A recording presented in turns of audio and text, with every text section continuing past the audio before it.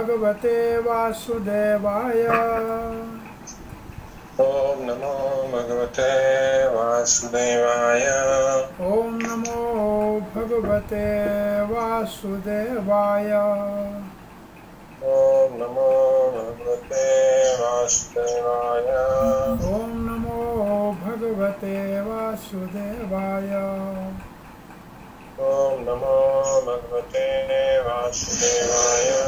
नारायणं नमस्कृत्यं नरं चैव नरोत्तमं देवीं सरस्वतीं व्यासं ततो जयमुदीरये। नष्टप्रायेषु भद्रेषु नित्यं भागवत सेवया भगवती उत्तम श्लोकिर्भक्तिर्भवती नैष्टिकी।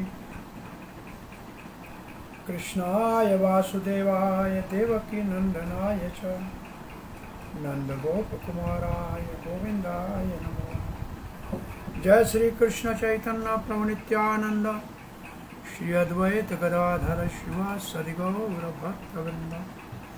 हरे कृष्णा कृष्णा कृष्णा हरे हरे, हरे राम राम राम हरे हरे। हरे कृष्णा।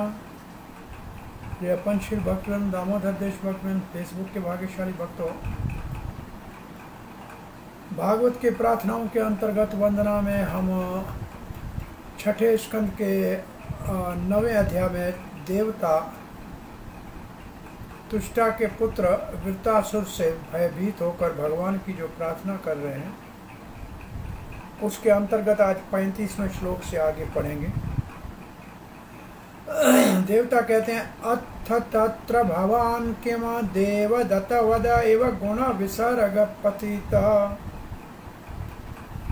पारतंत्र्येण स्वकृतः कुशल कुशलम फलम उपाददात्यः आहो उषीविद आत्मा रामुपशमशील समंजस दर्शन उदास्त इति वावन विदामः। देवता यहाँ भगवान को कहते हैं हम नहीं जानते हैं।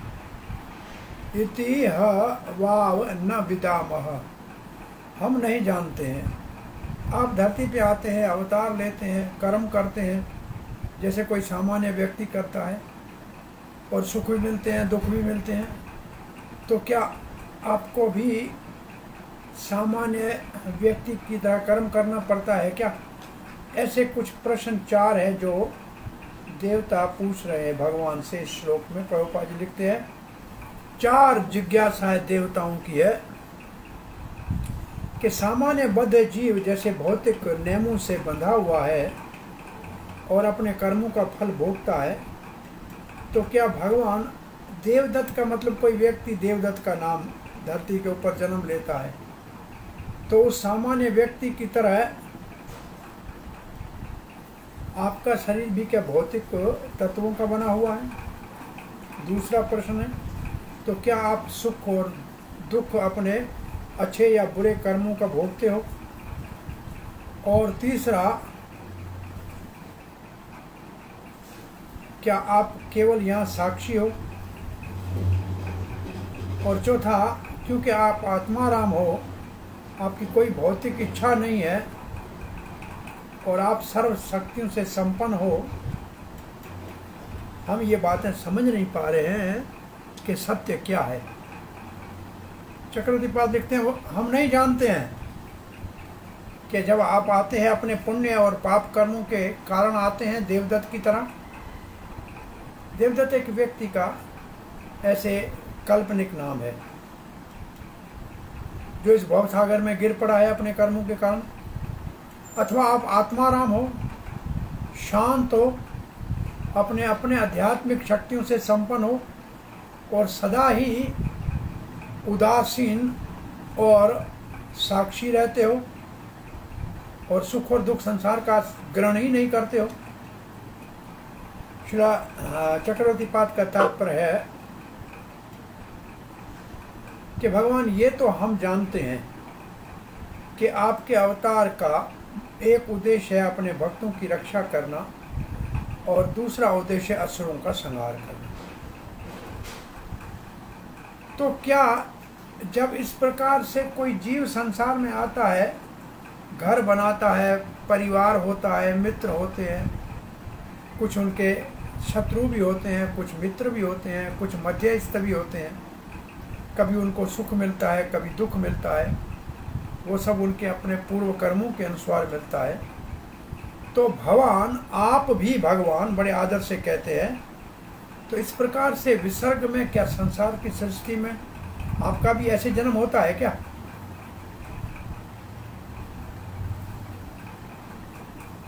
कि आप देवताओं का संरक्षण करते हैं और असुरों का संहार करते हैं? देवता और असुर तो अपने गुणों के कारण इन जोनियों को प्राप्त हुए हैं, और जब आप देवताओं का भला करते हैं तो आपको सुख मिलता है, और जब असुरों से लड़ते हैं तो आपको बड़ा कष्ट होता है, आप थक भी जाते हैं क्या?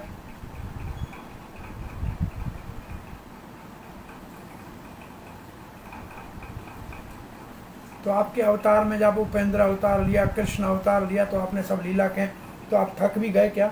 दुखी भी हुए क्या? अथवा आप अपनी चित्त शक्ति, समंजस दर्शन, समंजस दर्शन का मतलब आप अपनी चित्त शक्ति जो अचल है, उसके अंतर्गत आप सदा ही उदासीन रहते हैं और साक्षी रहते हैं, सुख और दुख आपको नहीं छूते हैं। हम ये बात नहीं जानते। श्रील प्रभुपाद कहते हैं, भगवद गीता में भगवान ने कहा है, परित्राणाय साधूनाम विनाशाय दुष्कृताम। ये धर्म भगवान के अवतार का मुख्य उद्देश्य है। तो जब ये दो कार्य भगवान करते हैं, असुरों को जब दंड देते हैं और भक्तों का जब संरक्षण करते हैं,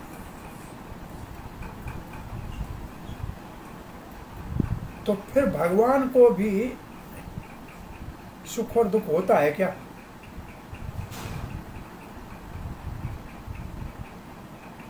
जो पुण्य करते हैं उनको फल देते हैं, अच्छा उनका सहयोग करते हैं, जो पाप करते हैं उनको दंड देते हैं। परंतु भगवान में तो कोई पाप पुण्य है नहीं, तो फिर ऐसे क्यों करते? प्रभुपाद कहते हैं, भगवान तो अपनी आध्यात्मिक शक्तियों में सदा ही परिपूर्ण है, वो दोनों के ऊपर ही कृपा करते हैं और समान कृपा करते हैं। हम भगवान की समानता का उदाहरण देते हैं। प्राय भगवान ने पांडवों को युधिष्ठिर महाराज धर्मराज के रूप में दिया, और कौरवों को भी विदुर दिया, वही धर्मराज है। एक ही धर्मराज पांडवों और कौरवों को भगवान ने दिया।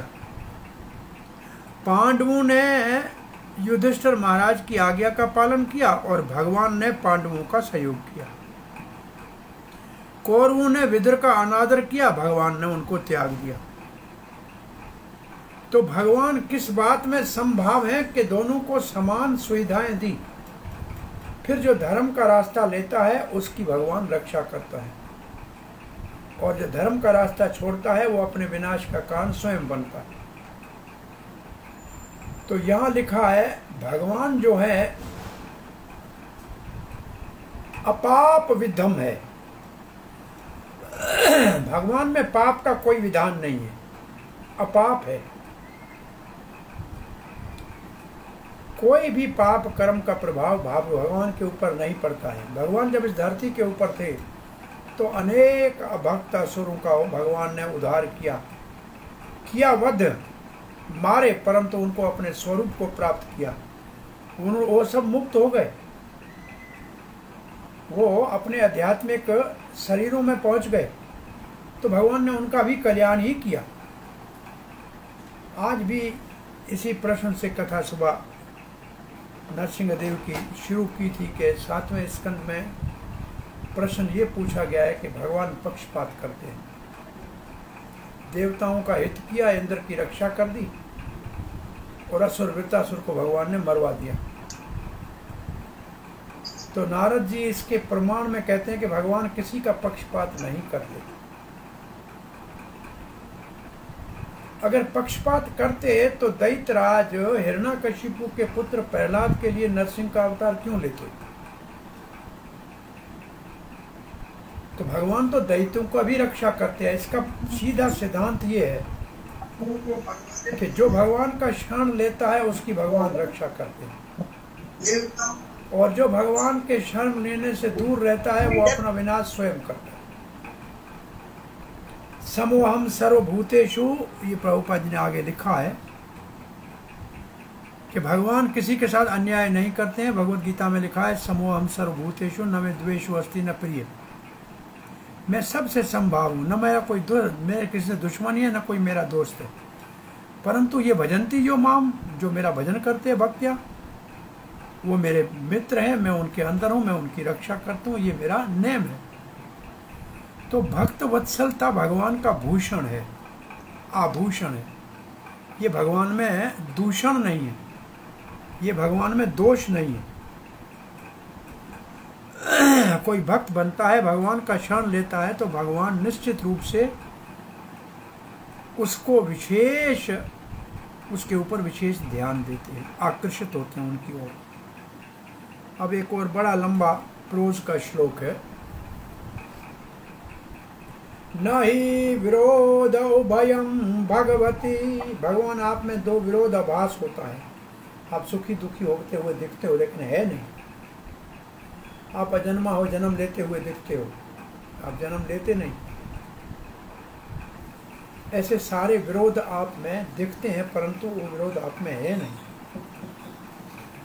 अपरिमित गुण गण, आपके गुण है ना वो असीम है। अपरिमित मतलब, अपरिमित का मतलब जिसकी नाप नहीं की जा सके, सीमा से बाहर अपरिमित अनंत गुण के आप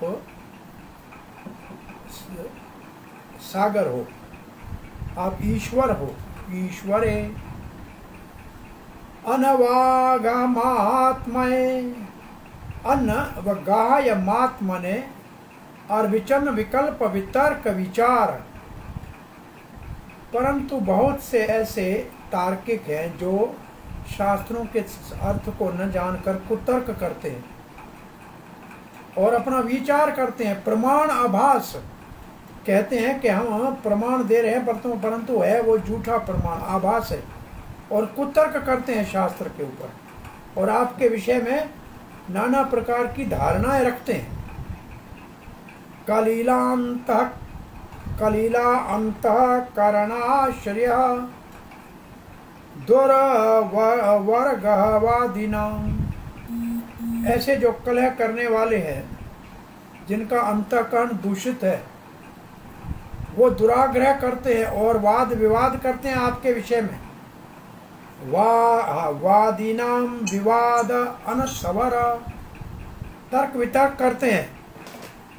उपरत समस्त मायामय, परंतु ये सब आपकी माया का खेल है कि उनको समझ में नहीं आता है कि आप केवल एक ही हो, आप दो नहीं हो, आप एक हो। एवात्म मायाम अंतर्धाय को नो अर्थो दुर्घट इव भवति स्वरूप द्वया भवा द्वया भावात्। ये बात समझने में बहुत मुश्किल है, बड़ा लंबा चौड़ा इसका